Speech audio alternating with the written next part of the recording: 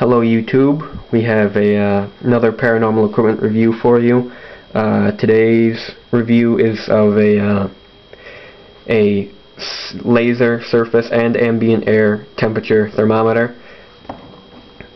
It's built like most thermometers you'll see out in the field. You've got the display here, the trigger, which also turns it on. Like if you shoot it, you see you've got the little laser there, and it's taking a surface reading through that laser, about 65 degrees. And if you let go of the laser, it stands for a second, and then it'll shut off, and it just in a few seconds, yeah, there it goes. Then you've got this little, these two little ports on the side for an ambient temperature probe. So it's taking readings from the air.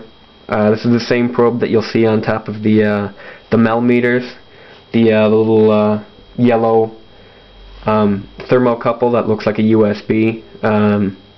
So you can take the thermocouple out of the Melmeter and place it in here for ambient temperature readings if you want to.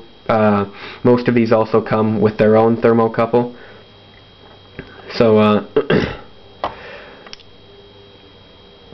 this has been a review of the ambient air and surface laser temperature gun.